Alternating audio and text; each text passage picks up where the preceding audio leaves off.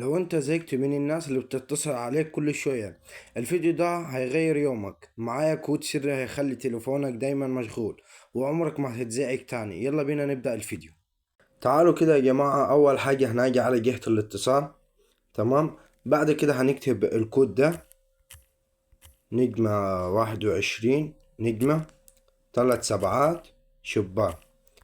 الكود ده يا جماعة اي حد هيرن عليك هيجيله الرقم مغلق او غير متاح.